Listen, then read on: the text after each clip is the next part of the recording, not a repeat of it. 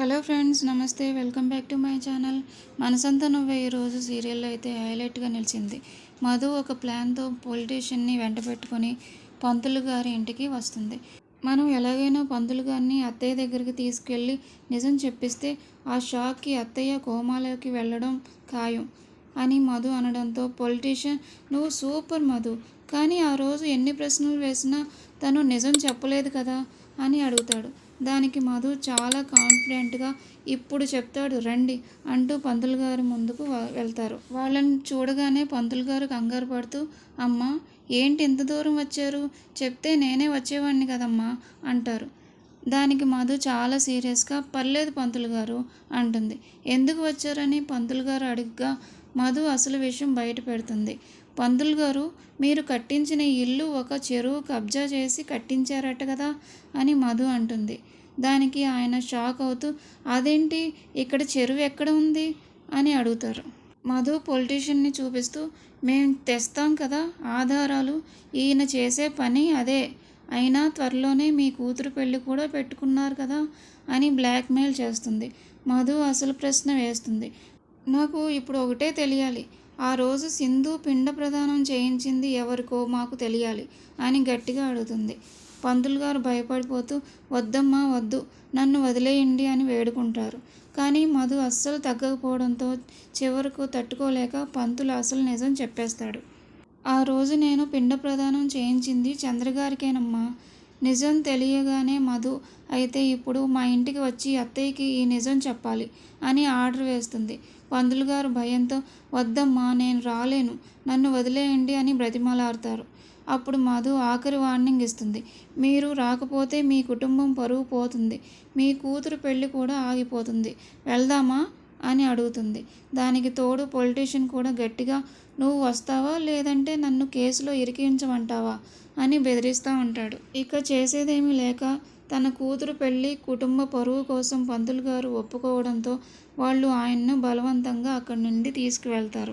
దమయంతి అయితే ఎప్పటిలాగే చంద్ర బతికే ఉన్నాడనే భ్రమలో ఆయన కోసం పాయసం చేస్తూ ఉంటుంది.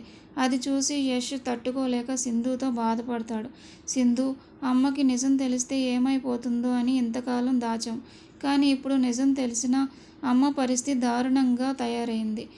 నాన్న నన్ను పాయసం చేయమన్నారని వెళ్ళింది. అమ్మని ఇలా చూడలేకపోతున్నాను సింధు అని ఆవేదన చెందుతూ ఉంటాడు. దానికి సింధు నచ్చ చెప్తూ, యష్, డాక్టర్ గారు చెప్పింది విన్నావు కదా, అత్తయ్య చేత నిజాలు బలవంతంగా ఒప్పించడానికి ప్రయత్నిస్తే అత్తయ్య ప్రాణాలకే ప్రమాదం. అత్తయ్య మనసులో ఆ భ్రమ విడిపోయే వరకు మనం ఎవ్వరం బలవంతంగా ఈ నిజాన్ని ఒప్పించొద్దు అని అంటుంది. ఇంతలో దమయంతి అందరికీ పాయసం పట్టుకొచ్చి భయపడుతూనే ఒక్కొక్కరికి ఇస్తుంది. చంద్ర కూర్చునే కుర్చీ వైపు చూస్తూ, చంద్ర తీసుకో, పాయసం తీసుకో, నీకోసమే చేశాను అని అంటుంది. సరిగ్గా అదే సమయానికి మధు పంతులు గారిని బలవంతంగా లాక్కొస్తుంది. దమయంతి ఇంకా చంద్రతో మాట్లాడుతుండడం చూసి మధు వెటకారంగా, అక్కడ ఎవరైనా ఉంటే కదా తీసుకోవడానికి అని గట్టిగా అంటుంది. దమయంతి కోపంగా, పంతులు గారిని ఎందుకు తీసుకొచ్చావు మధు అని అడుగుతూ ఉంటుంది. మధు అసలు విషయాన్ని పేల్చేస్తుంది. మీ కళ్ళు తెరిపించడానికి అత్తయ్య. అవును అత్తయ్య, మీకు తెలియకుండా సింధు ఆ రోజు యష్ను తేజను తీసుకెళ్ళి చంద్ర మావయ్యకి పిండ ప్రదానం చేయించింది. ఆ మాట వినగానే దమయంతి చేతిలోని పాయసం గిన్నె కింద పడిపోతుంది. బ్రతికున్న వాళ్ళకి ఎవరైనా పిండ ప్రదానం చేయిస్తారా అని మధు అనడంతో, మధు, ఇప్పటికైనా నమ్మండి, మావయ్య చనిపోయారు, పంతులు గారు చెప్పండి అని అంటుంది.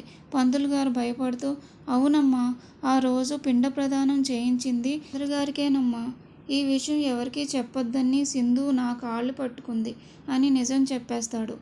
నిజం తెలిసేసరికి దమయంతి గుండె పగిలిపోయి, దమయంతి అయితే, ఏం జరుగుతుందిరా ఈ ఇంట్లో అని గట్టిగా అరుస్తుంది. వెంటనే యష్ అమ్మ కాళ్ళు పట్టుకొని, అమ్మ నీకోసమే ఈ నిజం దాచాల్సి వచ్చింది, ఈ నిజం తెలిస్తే నువ్వు ఏమైపోతావోనని చాలా భయమేసింది, ఇకనైనా నిన్ను పిచ్చిదానిలా చూడలేకపోతున్నానమ్మా అని ఏడుస్తాడు. ఇందులో సింధు తప్పేమీ లేదమ్మా, అనుక్షణం నిన్ను కంటికి రెప్పలా చూసుకుంది అని తేజ అంటే భాగ్యం కూడా దాము ఇంకా నువ్వు భ్రమలో నుంచి బయటికి రావమ్మా, సింధు నీ గురించి క్షణక్షణం నరకం అనుభవించింది అని చెప్తారు. కానీ దమయంతి తట్టుకోలేక సింధు వైపు చూస్తూ, సింధు ఇంకా నాకు ఇక్కడ చంద్ర కూర్చున్నట్టే కనిపిస్తున్నాడు, ఉన్నాడా లేడా అని తీవ్రమైన బాధతో అడుగుతుంది. ఇది చూసి మధు మనసులో ఏంటి అందరి మీద అరుస్తుందనుకుంటే కన్ఫర్మ్ చేసుకుంటుందేంటి అని కుళ్ళుకుంటుంది.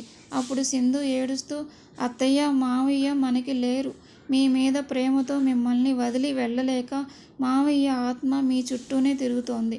వీళ్ళంతా మీకు మావయ్య కనిపిస్తుంటే భ్రమ అనుకుంటున్నారు, కానీ మీరు ఈ నిజాన్ని నమ్మండి అత్తయ్య, మావయ్య ఆత్మను బాధ పెట్టకండి అని బోర్న ఏడుస్తుంది. దాంతో దమయంతి తట్టుకోలేక, చంద్ర చంద్ర నన్ను వదిలేసి వెళ్ళిపోయావా, రే యష్ మీ నాన్నరా, నన్ను వదిలేసి వెళ్ళిపోయాడురా తేజ అని గట్టిగా అరుస్తూ ఏడుస్తుంది. అందరూ తీవ్రమైన బాధలో మునిగిపోతారు. యష్ వెంటనే ఇంకా సింధుతో అమ్మని లోపలికి తీసుకెళ్ళు అని చెప్తాడు. సింధు భాగ్యం కలిసి దమయంతిని లోపలికి తీసుకెళ్తారు. ఆ తర్వాత యష్ మధు దగ్గరికి వచ్చి, నిన్ను ఈ ఇంట్లో ఉండనివ్వడమే దండగ అని కోపంగా అనేసి వెళ్ళిపోతాడు. తేజ కూడా దగ్గరికి వస్తే మధు కాదు తేజ అని సర్ది చెప్పబోతుంది. కానీ తేజ విసుక్కుంటూ, నీ సంగతి తర్వాత చెప్తా అని హెచ్చరించి వెళ్ళిపోతాడు. మధు తల పట్టుకొని, నేను ఏదో పెద్ద గొడవ జరుగుతుందనుకుంటే అంతా రివర్స్ అయింది. ఆ సింధు అత్తయ్యకి ఇంకా దగ్గరైంది. ఇప్పుడు నేనేం చేయాలి అని ఆలోచిస్తుండగా తేజ మళ్ళీ అక్కడికి వస్తాడు. ఇంకా ఏం ఆలోచిస్తున్నావు మధు, ఉదయం డాక్టర్ వచ్చి అమ్మకి బలవంతంగా నిజం చెప్తే ప్రమాదం అని చెప్పినా నువ్వు పంతుల్ని తీసుకొచ్చి చెప్పించావు అంటే నిన్ను ఏమనాలి? సింధు నిన్ను మార్చమని చెప్పింది కాబట్టి నిన్ను ఏం చేయలేకపోతున్నాను, లేదంటే బయటికి గెంటేవాడిని. నాన్న ఉన్నప్పుడు నాన్నకి ఏమీ చేయలేకపోయాను. ఇప్పుడు ఈ కుటుంబానికైనా అండగా ఉండడానికే నిన్ను భరిస్తున్నాను. ఒళ్ళు దగ్గర పెట్టుకుని ఉండు, లేదంటే నా గురించి తెలుసుగా వార్నింగ్ ఇచ్చి వెళ్ళిపోతాడు తేజ. మధు అయితే ఒంటరిగా మిగిలిపోయి, ఛ ఇలా జరుగుతుందని అస్సలు అనుకోలేదు. మావయ్య ఎలా చనిపోయాడో తెలిస్తే ఒక ఆట ఆడుకునేదాన్ని. ఆ మారుతీరావు మావయ్య కూడా నిజం చెప్పడం లేదు. ఇంట్లో అందరూ నన్ను ఒక శత్రువుని చూస్తున్నట్లు చూస్తున్నారు అని కక్ష పెంచుకోవడంతో ఈరోజు ఎపిసోడ్ అయితే ముగుస్తుంది. మనసంతా నువ్వే సీరియల్ ఈరోజు ప్రోమోలో అయితే చూసారా? అబ్బబ్బా, డైరెక్టర్ గారు అసలు ఊహించని బాంబు పేల్చారు కదా. కథ ఇన్నాళ్ళు ఒక ఎత్తు అయితే ఈ రోజు నుంచి మరో ఎత్తు కాబోతుంది. అసలు ఇన్నాళ్ళు కథ సుఖాంతం వైపు వెళ్తుందేమో అనుకున్నాం, కానీ ఈరోజు మధు చేసిన పని చూసారా? ఇంట్లో మామూలు చిచ్చు పెట్టలేదు, పెద్ద అగ్ని ప్రమాదమే సృష్టించింది. మధు అయితే అందరి ముందు నిలబడి చాలా కాన్ఫిడెంట్గా, మావయ్య అసలు ఫ్లైట్ యాక్సిడెంట్లో చనిపోలేదు, ఎందుకంటే ఎప్పుడో ఆ ఆఫీసర్స్ మన ఇంటికి వచ్చి ఆ విషయాలు చెప్పేవారు కదా అంటూ ఇంట్లో వాళ్ళందరి కాళ్ళ మీద భూమి కదిలిపోయేలా చేసింది. ఇన్నాళ్ళు మావయ్యకు లేరు, ఆ యాక్సిడెంట్లో చనిపోయారు అని గుండెల్లో పాతేసుకున్న బాధను మధు అయితే మళ్ళీ ఈ విషయాన్ని ఎత్తి, మానుపోతున్న గాయాన్ని మళ్ళీ రేపి ఆరిపోతున్న మంటపై పెట్రోల్ పోసింది. రేపటి ఫుల్ ఎపిసోడ్లో మాత్రం ఇంట్లో పెద్ద యుద్ధమే జరిగిపోతుంది. ఒకరినొకరు అనుమానించుకుంటారు. ఆ పాత ఫైల్స్ ఏంటో ఆ ఆఫీసర్స్ ఎవరో వెతికే ప్లాన్ చేస్తారు. ఈ ట్విస్టులు మిస్ అవ్వకుండా ఉండాలంటే రేపటి మన ఫుల్ ఎపిసోడ్ రివ్యూ అస్సలు మిస్ అవ్వకండి. మరి మధు చెప్పిన దాంట్లో నిజమెంత అనుకుంటున్నారు? మావయ్య నిజంగానే బతికున్నారా? మీ అభిప్రాయాన్ని కింద కామెంట్లో అయితే పెట్టేయండి. ఈ వీడియో మీకు నచ్చితే ప్లీజ్ ఒక లైక్ చేసి మీ ఫ్రెండ్స్కి షేర్ చేయండి. మరిన్ని లేటెస్ట్ అప్డేట్స్ కోసం మన ఛానల్ని ఇప్పుడే సబ్స్క్రైబ్ చేసుకోవడం మాత్రం మర్చిపోకండి. Thank you.